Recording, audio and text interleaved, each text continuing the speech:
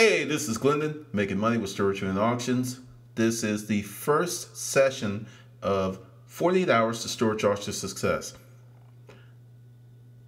I decided to break it up in segments because it's been a huge file and it was just coming out really messed up. I didn't realize how much video it was. And also, if you just want to put this on, listen to it, or log in on your phone, put your headphones in, you can do that too. You will not see my mug. We're just going to be talking about ideals, concepts, and the content. And with that, let's begin. I'm going to move past all that stuff because you've seen it. Definitely you've seen it. You have the book and I sent it to you. All right, we're going to go bam, ground zero. If you're uncertain of what direction you want to take, start off as a part-time buyer and determine if you like the business or not. I want you to really think about this. After thousands and thousands of emails, going on 4 years in the reselling business of reselling storage auction, reseller, Craigslist, eBay type sales information, I've come to a certain place. One of the biggest reasons that most people who are not successful in this business, they never made a decision or decided to commit to the business. This is what happens. Hey, Glendon, yeah, I really want to give it a try. I want to give it a try. And I just want to make some money. It looks easy. They're doing it on television.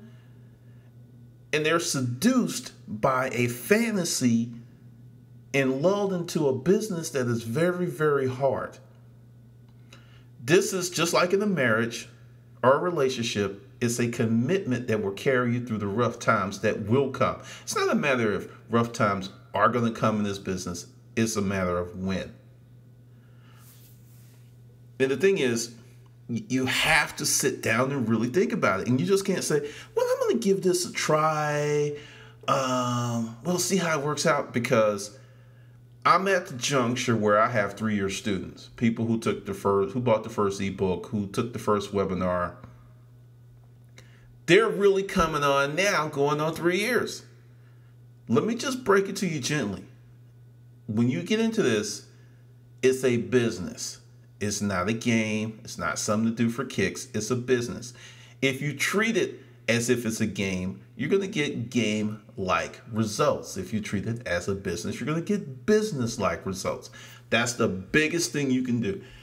And when I say make a commitment, this is a commitment. I am going to learn everything I can about the business. I am going to go out and try to work this business, and I'm going to do it for a period of 6 months to a year. Come hell or high water. Only when you do that can you really make it through it, because you may go out in your first week or month, maybe just buckets, it may be garbage. And then you're like, this is just some crap. You can't make any money doing this. You didn't give it enough time. This business is unlike any other that the more you buy, the more money you make. Let me read that again. This business is unlike any other in that the more you buy, the more money you will make. You have to buy. Watching the TV shows, one of the common things is, hey, it's better to go home with money in your pocket than to buy a bad unit. I disagree with that for the following reason. The sooner that you go through that ugly period, and we all went through it, where you buy crappy units, you spend too much money, the sooner you're going to learn. By, quote, hanging out and only spending money and getting great profitable units all the time, it's not going to happen. You're going to have to lose money. It's going to happen. You're going to have to lose money. You're going to have to take your shots and take your lumps. And the people who put that off the longest usually are the least successful. I know it sounds like that's the way to go. That's the most prudent. I'm not saying go out there and just throw your money away. But you cannot win unless you play. It's not going to happen.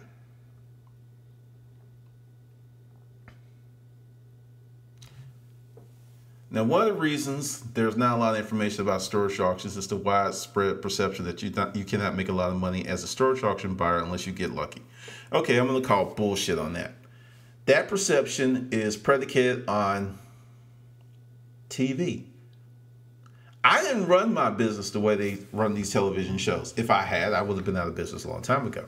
I made the lion's share of my money on regular run-of-the-mill stuff.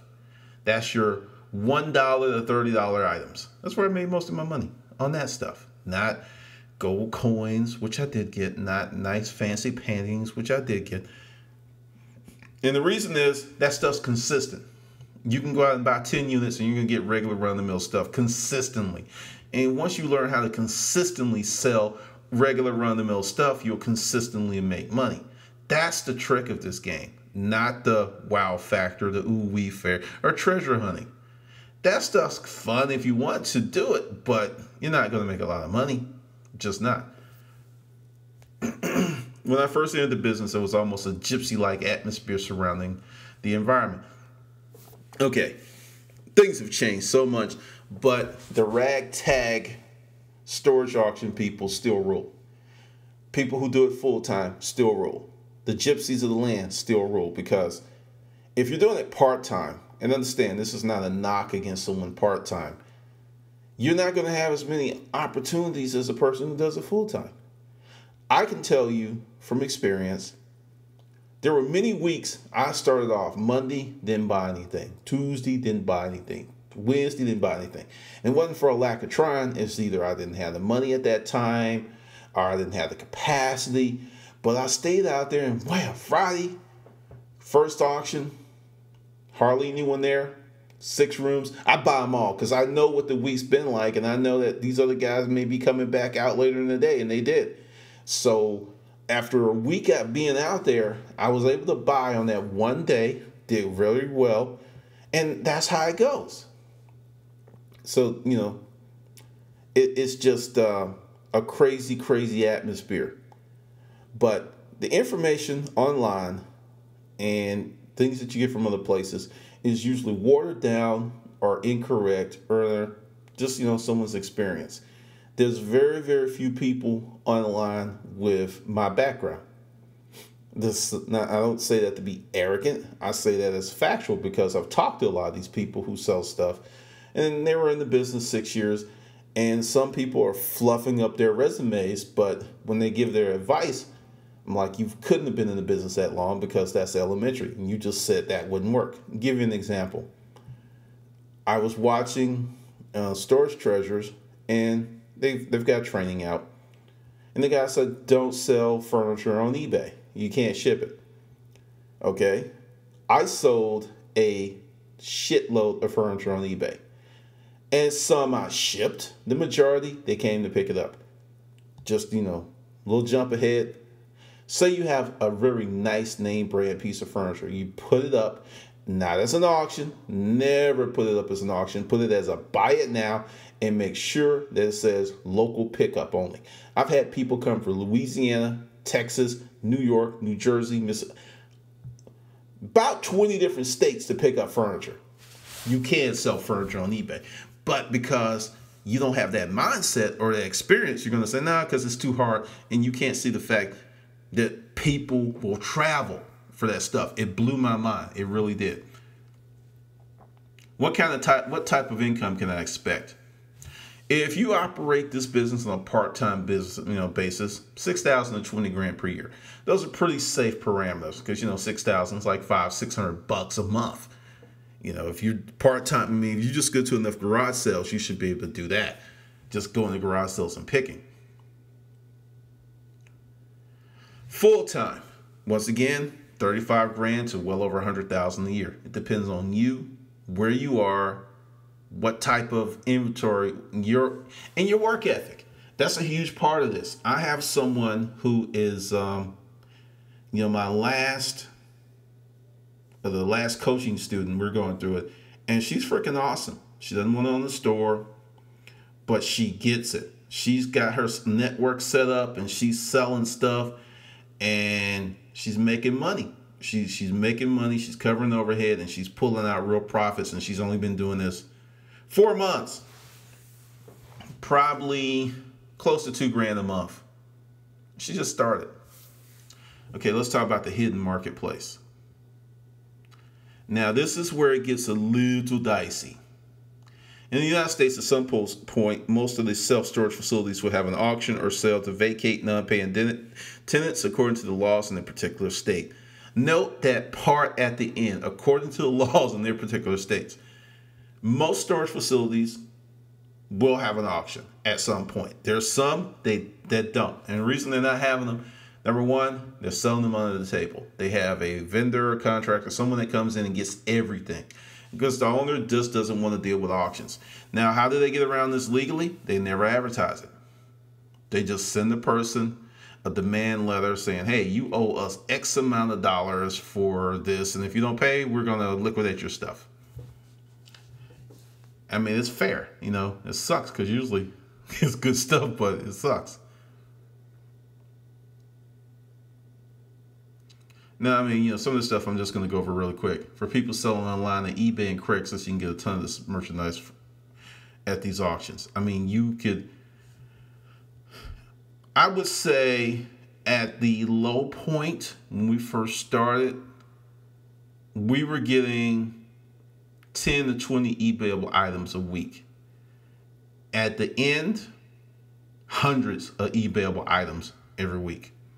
You can get them, Amazon, all that stuff. Okay, this section here is just talking about storage auctions. How you might have problems because they're selling other people's stuff. But I'll tell you a quick story. In late 2009, early 2010, I was contacted by a television company, a production company, about doing a storage auction show. Auction Hunters and Storage Wars were in the works, but they weren't fully developed. If we had moved quick enough, we could have been first. But we took it to this guy. He was the head of the network or his department at the Travel Channel, and he just like, I just don't see people like going for that. You know, they'll get mad. These poor people are losing their stuff. Let's do a show designed on finding the people and giving it back. Needless to say, he got fired. People don't give a shit. It's like, hey, we're out for the treasure. All right. Getting into business. For the last 3 years, I've watched the many changes in storage auction business. Fortunately, change is only constant in life. Straight up, the business is radically different than when I started. There's a lot of exposure. There's more competition. But what's really interesting is things have grown proportionally, but they remain the same. I remember going to an auction, and there must have been 35 people. They had 25 units, and I was like, man, this is going to be a bitch. But I had money. I had $5,000 on me, and we needed product. And the first door went up. It was a 10 by 20. I went for it. I went hard. It cost me $1,700. And, you know, people were like, well, I guess today is going to be expensive. But the next 4 units were kind of crappy. And they didn't really go for that much. And I just waited. Then another real nice unit came up. Bam, cost me $1,500. And it was like, oh, you're going to get all the nice ones. I was like, I didn't bid on the last 6. What are you talking about? They were nice. Long story short, with this huge crowd, I got 3 units, spent damn near everything in my pocket. I did. But the first unit made me $10,000. So even if I hadn't bought the other ones, I still would have been great. I mean, it was a great day. But just to show you, don't be intimidated by the crowd, because the vast majority of them are looky-loos. The second tier are just part-timers. So your competition is not as great as you think. But if you want to get into it, you're going to have to do a lot of research. You're going to have to forget about the television shows. And actually, their popularity is declining. And part of that is they run the reruns to death. I mean, I need to change my DVR because I was supposed to be recording them, but I just delete them now. I don't even watch them anymore. Okay, and here's a key sentence. or paragraph. A recent webinar attendee emailed me and told me he bought 3 units for the price he paid for 1 storage unit just months ago.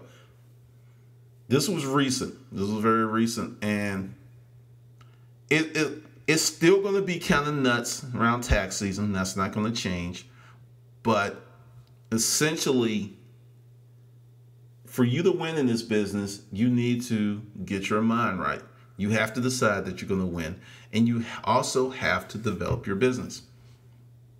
There is no just, hey, I'm going to just drop in here, make a few dollars and drop out. Big part of people's failure is they think they can come out, not really work that hard, not get that dirty and make a lot of money. It's a fantasy. Now, I am going to read this to you. This works with this section. I don't think we will ever go back to the ground zero for storage auctions. But with the amount of work required to be successful as a storage unit buyer, folks will seek other less labor-intensive avenues to make money. Essentially, the true way to make an income you can live off in the storage auctions business is scale and volume. The days of one guy in this pickup truck making 35 to 50K is over, not so much due to the TV shows. I don't know if you have been impacted by these global events, not everyone else, but the world is mired in woefully economic malaise, an untenable position that has left many seeking alternative forms of income. I speak to retirees, the recent laid off, and many people who have not held a steady job in years on a regular basis. Now, the thing is, you hear that the economy is doing better. For some people it is, for many people it's not. That was the biggest reason there were so many people going out to storage auction. They weren't going out because of, quote, the treasure. They were going out because they needed to make money for their families. Okay, the reality of the storage auction business. This is kind of, a revisit of the first part about making a decision. But I have learned over the last 3 years that when I tend to reiterate stuff, when I tend to go over and over stuff, it kind of sticks. For whatever reason it may be, it just kind of sticks. So I'm going to talk about this. Am I serious about this business and being successful? Don't read on with a hearty hell yeah running around in your brain. Being a resale professional may be some of the hardest work you've ever done. And let's really talk about that. Let's go from the range of storage auctions, picking, Craigslist, eBay. You can automate some of these processes, but you can't automate sourcing product. You just can't do it. Sourcing product is getting in your car, van, truck, whatever, and going out and looking for product. Whether it's at storage auctions, Craigslist, you can look on eBay, but once again, you can literally spend hours in your chair sourcing product. So that's the thing.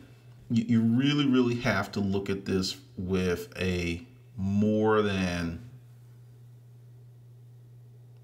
I just want to make money type attitude. You have to look at this. Am I vested in this? Now, I'm going to take a little bit more time on this. Planning you need to be successful.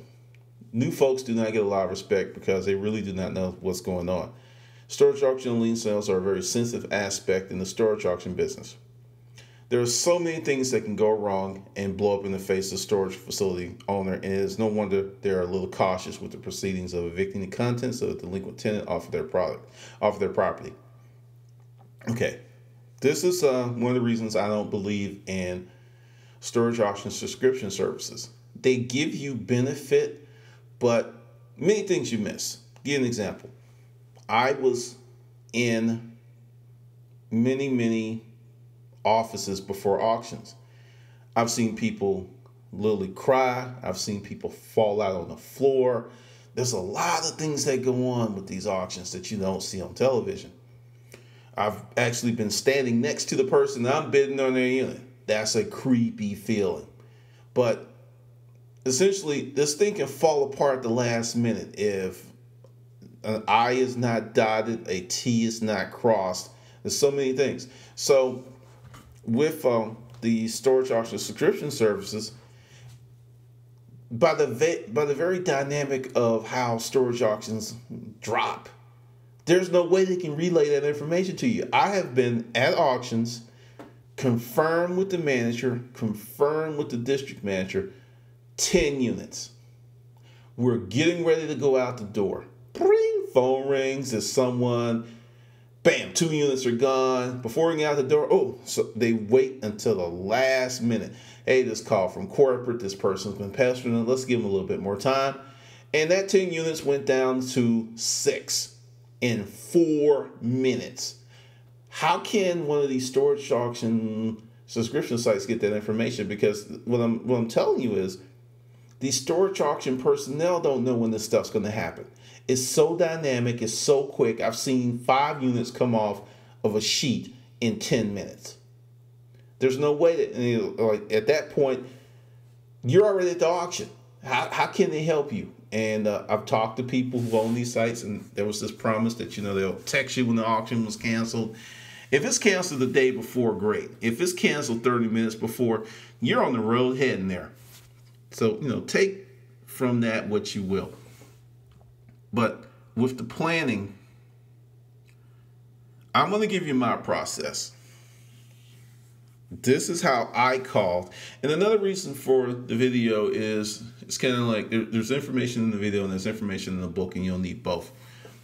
My process was this. It's Friday. I know there's an auction Monday. I'm calling Friday, early Friday. How many units do you have? How big are they? As for profiling units, I live in Atlanta. Everyone doesn't advertise the same way. Some places put the full name. Some places just put the unit number and the last name. Very hard to profile those units. I'll take that information they give me and I create a hot sheet. Because I'm not only calling one storage auction facility, I'm calling several, because there's several that are having auctions Monday. And I create a hot sheet, go through the sheet, okay, and I rank them. The places with the most units get higher priority. But I automatically cut, if they tell me they have 5, I cut it to 3. It's very rare that when they tell me that they have 5 and I can throw an auction, they still have 5, because what is it? It's Friday, and the weekend's going to happen, and they're going to pay. People are going to pop in there and pay. They may all be gone by Monday. So I create the sheet, put the numbers, and I also create a map based on time and location. All the units all the storage properties that are close together, I move them together on the sheet, and I have their number there, and I have their rank. And come Monday morning, I'm calling the first ones. Now, the thing is, all the auctions will be throughout the day. So if some stuff gets canceled in the morning, big whoop. There's other stuff going on. And I'm calling, and usually the first ones, you're going to get burned if they cancel, because typically they have them when they open. So that, you won't know until you get there. But I have that, and I'll just give you an example how it would go. Call. Yep, we still got 1. Then I look at my sheet. Okay, later in the day, this place has 8. I'll go. A lot of times, I would drive all over creation for 1 unit. And the reason would be, I would know, most people would not. If they knew there was only 1 unit, and I got there and I would see 2 or 3 cars, it's like, okay, most folks know it's only 1 unit. So I'm only fighting with a few people. Common thought, common street logic is, hey, don't go to the place with the most units so you can fight with more people. I've actually gotten quite a few jackpot units that way because there was less people to fight with. All right, so you've got the sheet, you've got everything, layer it out. Make your call, you go to the first auction, you don't like anything else. And also, by doing your own work and building this database and building this sheet, it gives you confidence. You get a lot of confidence because you're not so pressed to buy a unit because you know what else is going on. And I live in Atlanta. In Atlanta, there was virtually auctions 6 days a week. At one point, when I first started, all the auctions were toward the end of the month, which was just madness. You had auctions stacked on top of auctions. It was crazy. You had to pick, or you had to have a partner because you couldn't go to all of them. But that's where it starts with auctions. And the reason I went through that is your information, gathering of the data. That is super important, and people don't want to do it. They want to just go buy the units, find something nice, and go, ooh wee. You make your money when you create these databases, because going along with the hot sheet, go to the first auction, nothing really there. Don't buy anything. Go to the second auction, not too much. But I know that this little hole in the wall place that a lot of people don't go to at 3 p.m., they've got 15 units, which is safe to say they're probably going to have 7. I get there, they have 10. I get there are more units than there are people. That's what a database will do for you. Do your own work. Now, let's talk about calling. You have to, stagger, I'm actually going back in time. You have to stagger your calls. Call on the day of auction, now they're more proactive towards storage auction buyers. They may pick up. Back in the day, they would not. So I'm going to move forward with that. You call 3 to 4 days before the auctions to gauge count. Most managers will tell you. Hopefully you're getting a manager and not a relief manager. A lot of times a relief manager will not even know what the auction stuff is, so you have to call back. But call 3 to 4 days before the auction. Then the day before the auction, call again. Once you do that, and then the numbers haven't shifted radically, pretty much anything can happen on auction day. But you're in pretty good shape to have something there. So, and also, just to save yourself a lot of time, every time that you call a storage facility, program it in your phone. Just go ahead and put public storage number 1, public storage La Vista, whatever way that you want to identify where it is. I would go with the, I used to do PS and location, because you're going to be calling these numbers over and over again, and it just makes sense. And also, it saves you time. And you'll be doing this, and while you're at auctions, as soon as you head into your car, people kind of want to just chat and shoot the shit. If you've done your research, cool. If you haven't, you need to be on the phone. Get on the phone for future properties, and okay. And also, just a tip: when you park it, don't allow yourself to be blocked in by in the parking lot. There are times you may have to jet out in the middle of an auction. Like, say you're in an auction, you're about to go to the last room. You already know that it's going to be an expensive day, but there's this other auction somewhere else, and not too many people know about it. And you just kind of slide off to the side. You don't just you work your way to the back of the crowd. That's what you do. And then you just kind of slide out the gate and get to your vehicle and go to the next auction. Because if you're real obvious, people will follow you. They will follow you. They're like, oh, this person looks like they know. They will follow you. I've had that happen to me, and the person that followed me actually cost me money. So I learned the art of being a ninja. Fade off into the storage auction, slip round the slide, and once you're out the side of the crowd, run like a banshee. But that's a tip for you. Now, like I said, it's new now. Back in the day, only 1 out of 30 storage managers would call you back if you call saying, hey, this is Glendon, what you got going on with the auctions? They had other things to do. It was not really a big part of their lives. Now, I advocate that you become an information junkie.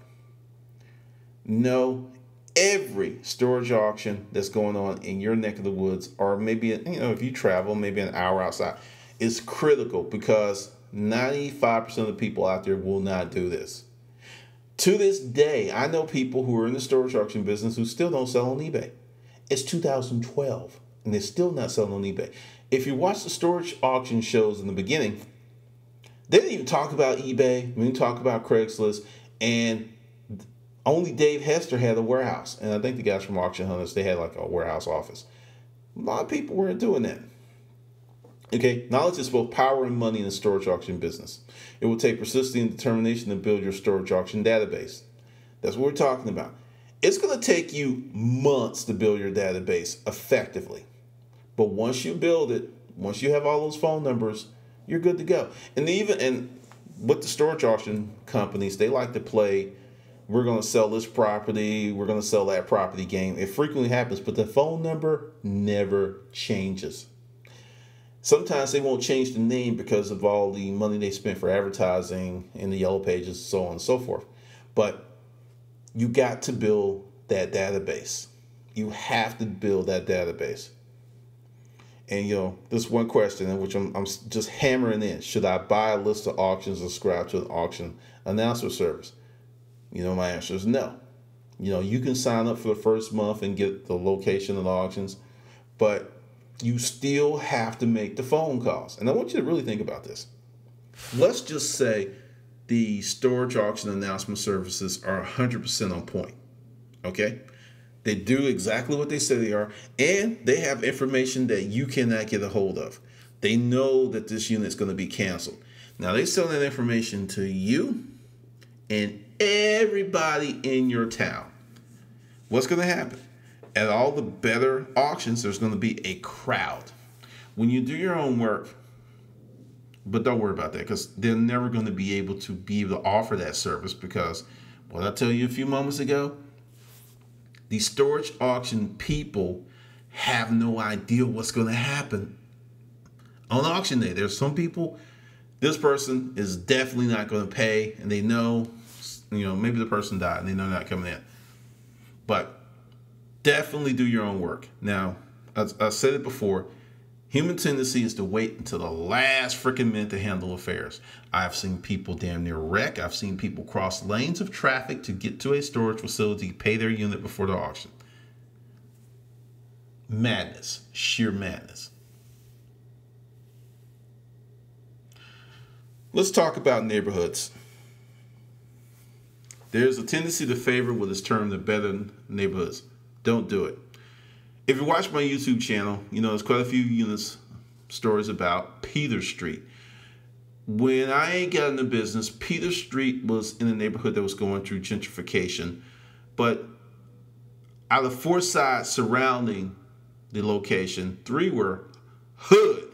I'm talking hood. I'm talking, if you make the wrong turn on the wrong street, someone's going to run in your car and try to sell you some crack. Hood. That kind of hood. And I was just like, wow, this is crazy.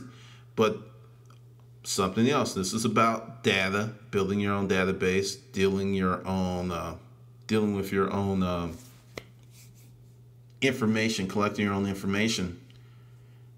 It was the only storage facility within 10 miles one direction and maybe 15 in the other. It was it. So if you had a need for storage and you did an online search, or it was it. And there were people, and like I said, gentrification, some of the people that were storing there had some very nice stuff. Well, for many, many years, I made a lot of money off that place that was in the hood. There's another place downtown Atlanta. It's Dodge Street. It was a public storage. It was in this weird meat plant. It was just horrible. But a lot of college students stored their stuff there. But in another place, East Point, this place was bought by Extra Storage. Hood. I got so much gold there. I used to call the spot the gold, the gold connection. Do not be lulled into a false sense of security that only the better neighborhoods are going to have the better units. There's 2 reasons for this. Number 1, it's simply not true. And 2, many people get their storage units online, or they'll call a 1-800 number and they'll input information, or an agent will take information and they will assign them a unit based on census, which is the number of units they have available, proximity, because if you're moving, there's really no big difference between you going 5 or 10 miles out your way to one storage facility or another, and they'll direct you there. So you may have someone who lives in a very fancy neighborhood that's moving and they need to store some stuff, and they may direct them to a hood unit facility because the census is low. Seen it several times. And then there are places, they're in the hood, there are nothing but hood people that store there, but you won't know until you buy a few units there. And even in the most, I'll give you this example. This place was off Old Nat, or Old National as we call it here. Straight hood. I mean, you could smell the chicken cooking when you drove through the neighborhood. Yeah, I know that was racist, but hey, I do those things. And I bought this unit at this hood place. It was $10. I bought it because there was some furniture, and the furniture was rough, but it was real furniture, which I can refinish, and I liked it. Got in the back, grandma's son was selling Nikes, 250 pair of Nikes. That's what you find in the hood, because you'll find clothing, you'll find jewelry, you'll find Coach bags. So don't limit yourself. Trust me on that. Don't do it.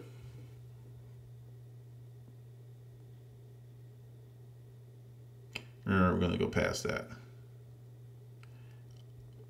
All right, property managers.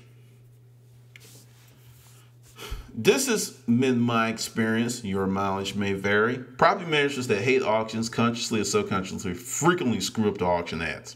Frequently. You need to talk to people. Talk to property managers, kind of get a feel for what this person's like, what they're not like, and you'll know. People who are kind of rude to you, don't like auction. Like I said, it's different. 2012 is a little different. People that don't like storage auction people expect not to get great stuff at that facility. I don't know. It's just weird how if the manager really, really hates auctions, you don't get good stuff. It's like they bend over backwards for the customer. For the storage facility, it's a win because they're going to get those revenues out the customer. Because even with all the hype, they still lose money on most units that they sell. But learn the storage auction the property manager. And also, this is a question, like, how long have you been here? If you have a property manager that's been there for 5, 6, 7, 8, 9 years, the ads rarely get screwed up. Also, they usually, if you can get on their good side, which could be somewhat of a challenge, they are a wealth of information. They are a stunning wealth of information. Also, don't judge the property managers. Sometimes you'll see a husband-wife couple, and they look kind of old. A lot of times they're retirees, and they're just doing it for a little extra income. And they may have an RV parked in the back. You never know. But just chat them up, and also learn to go to storage properties when there's no auction. When you're out and about cleaning out units, go in the office, chat them up, talk to them. That's how you build relationships, because auction day, bam, everybody's on them, everybody's there. You build a relationship when the auction's not happening. But learn the managers, because they can help you a lot. Okay. Now, I've talked about a lot of the downsides and other stuff. So if you're still here, brace yourself. We must deal with the realities of the business. You need operating capital to make go of any section of the resale business, whether it's picking, flea markets, garage sales, buying, whatever. You need capital. You just do. It's no way around it. Now, I've kind of created products for just about anybody, but here's the number. You need to have $5,000 operating capital at a minimum, with $20,000 being ideal. With $5,000, you can work up to $20,000 within a year or 18 months. The reason you need this is your capital has to be segmented. If you just have $1,500, you get 3 or 4 units, you can't buy anymore unless you sell. You always want to be in the position where you're buying. Okay, I'm going to break this down. You'll need space, the more the merrier. A good starting point will be 3,000 square feet of warehouse space, up to 5,000 square feet, not a store. The last thing you want to do is open up a store before you get your online businesses humming. Let me tell you how I discovered this on the back end, because we're selling the flea market, had 15 booths, moved to another store's location, moved to another store location. And it could be my own weakness, but we found it extremely challenging to make money with the store. Once you paid rent, it was like, wow. Let's just put it this way. We've always sold online. And one day my partner came to me and we were just adding up and we just paid rent. And my partner said, "Do you know this store did not pay rent?" I said, "What do you mean? We just paid rent." It's like, "No, that came from eBay money. eBay money paid the rent. This store actually was $150 short on the rent this month." And we noticed a trend. We would sell on eBay, make money, and we would pull our own traffic in with Craigslist. And having the store kind of gave us a more professional appearance, but the lion's share of the money was coming in through online sources. This is what you do. It's discussed in the book, but just, I'll repeat it again. You get your eBay going. I know eBay's a necessary evil. You get your Amazon channel going. You get your Craigslist sales going. You get a warehouse and you have a sale. Advertise a warehouse sale on Craigslist. You get that stuff humming, and then if you want to open up a store, then open the store. And the reason is simple. You have cash flow coming in, and you have the time to develop your store's clientele. But, having a store is like having a child that never grows up. And if you do it before you get your cash flow situated, it could kill you. Just think, how many stores in your neighborhood have you seen open and close? Open and close, open and close. The rent is killing them. They just can't make a go of it. And they're making sales, but once again, these landlords and rent can be a trip sometimes. All right, let's have the transportation discussion. This book is more for the more advanced storage auction buyer. You will need a box truck or a V8 truck with a large trailer. The more stuff you can move, the more stuff you can buy. The more stuff you can buy, the more money you can make. It's a numbers game. I'm trying to do this business like I did out of a car for a few months. It will kill you. It will kill you. I had all kinds of stuff stuffed in my car. And it will slow your growth. I went ahead and opened up an account with Penske, and I was getting fairly decent rates. And I had an account with Penske and an account with Ryder. But it was still, every time I ran the truck, it was like $100, which forced me to buy more units because I would purposely buy units 2, 3, 4 in the same place to make the economies of scale kick in for when I rented the truck. Because it went from me spending $125 to move one unit to me spending $35, $40 per unit. And it made, it's like, okay, yeah, it cost me $30 to move this unit. That's not a killer. Even if a unit's a turkey, it's like, yeah, $30. That's more doable, and that's how I costed it out. Okay? You're going to have to build an infrastructure. Let's just this is for advanced storage auction buyers. You will have to build an infrastructure. Back in the day, I heard many people like, "Hey, I just want to stay under the radar. I don't want to pay tax." Look, if you're trying to get to 6 figures, there is no such thing as staying under the radar.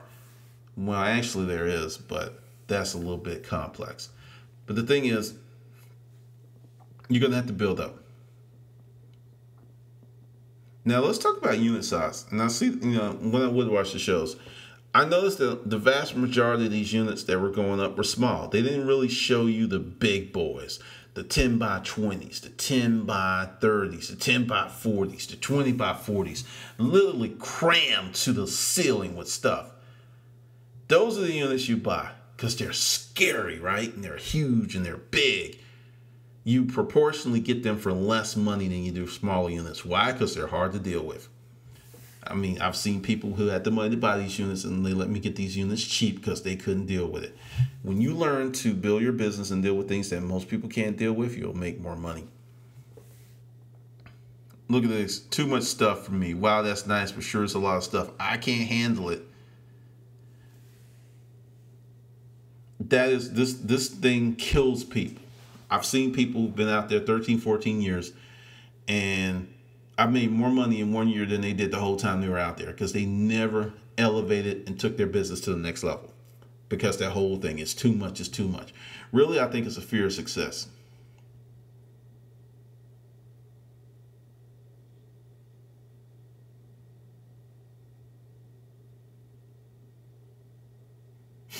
I mean, pretty much my philosophy is if you're not growing, you're dying. You will need to grow your resale business as fast as you can to be successful. And let's talk about speed. If your speed is you grow at 10% a month, cool. It's not, it's not exploding on you. But the thing is, you've got to grow. Because if you stay in the same place, you're a sitting duck and you're going to get ran over. 10 to 20% growth a year is excellent. It's excellent, and it will, carry you on. Let's talk about this question. If you want to take care of your family in this business, you'll need to be in the 250 to 350,000 gross sales to realize 60 to 150,000 in personal income. I can't give you hard numbers that if you buy X amount of units, it can't do it because I don't know what's in the units. You don't know what's in the units, and that's part of the fun. But I can say from experience that you're in the 250, 300,000 in gross sales. 60 to 150,000 is very doable. Very, very doable. I mean, seriously, if you get really good, you can have 350,000 in gross sales and 200 something thousand in income. That's how the storage auction business works. But that's what you need to be thinking. And essentially, as you get further in the book, there's a lot of stuff that I did that I don't really talk about in terms of, I don't talk about on YouTube. Now, I want you to go through the book and go through everything. And this is just like an overview hitting what I want to call stress points. Now, to make all these elements, capital, space, trucks, labor, and growth, and the growth mindset play in your economic symphony, you need a plan. Let's not get bogged down in a 30-page business plan. Two or three sheets of paper will do. Yes, I say I still kill trees. First and foremost is the commitment. When I was in the military, I had to swear in. All enlistees did. To this day, I think openly and willfully making such a commitment is the reason men and women die for people they do not know in war. That's how strong a commitment is. You to make all this work, you have to make a commitment. You can't just punk out when it gets hard because it's going to get hard, and that's what's killing most people. I said earlier in this video, there are people this is their third year, and they're really coming on strong. And they did this with the television shows in full swing. The television shows are dying off right now. I know it's going to sound crazy, but there's going to be a point in time when Storage Wars is not going to be on television anymore. All television shows at some point go off the air. And maybe in heavy reruns. I mean, they're running the crap out of it, but it's coming. It is definitely coming. I'm just going to kind of scan through this. Tools of the trade, just common sense stuff. Work gloves, heavy duty trash bags, packing tape, ropes. I'm not going to just go ahead and read all that stuff because this stuff you should already have. Just go through that. Craigslist account. Yeah, just simple stuff right there. Okay, building a foundation for growth. Being an ardent reader of Inc. magazine since I was a kid, I've seen several case studies of what makes a business successful. Each month, I will pour myself over the pages and absorb the stories of swashbuckling entrepreneurs who made it big beyond their ambitious expectations, which were grand, and all the sagas of those who failed on the epic level. All levels were studied by yours truly. And one thing I've learned about this is many of the people that built these, the Bill Gates of the world, the Steve Jobs, all of these companies from day one had a plan for growth. It was part of the DNA. We're going to grow. We're going to grow. We're going to grow. We're going to grow. We're going to grow. You have to have that as part of your plan. And it's scary growing your business. Okay? It's really, really, really scary. But you have to do it.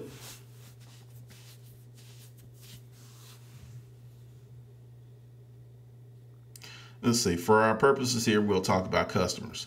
They will be more important than the best unit you ever get. Getting that unit is a static event. Customers are dynamic in nature, a dynamic you can scale. You can't scale a big unit. Have you noticed in all the storage auction forums and websites, no one really talks about it. It's all about the storage auction unit. It's an ass-backwards concept that is replete in failure. I've said this in many videos. And really, really few people have touched on it. One of the reasons that we were very successful is we had a large repeat customer base.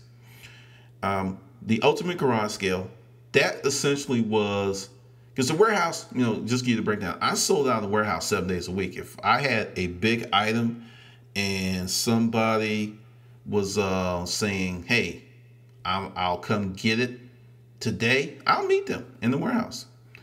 But the ultimate garage sale was that day to move all that ticky-tacky stuff that didn't make any sense to post on Craigslist. That was your toasters, your blankets. Now, big seller, sheets, towels, linens, kitchen stuff, moves rapidly all day long.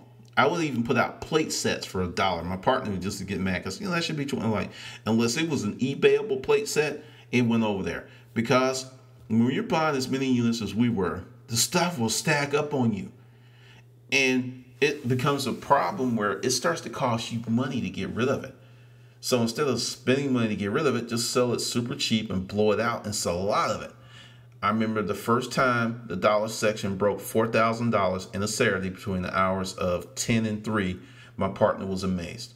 It looked like hell. I mean, stuff was all over the place, empty boxes. We spent 2 hours just pushing stuff together to clean up the area for the stuff that would come in next week. One critical mistake many resellers make is finding product and hoping to sell it. Let's be clear. I'm not saying getting a full unit unknown goodies that are sellable is a mistake. It is not. The point I want to drive home is it will be easier to sell that unit if you already have a vibrant customer base in place before you buy the unit.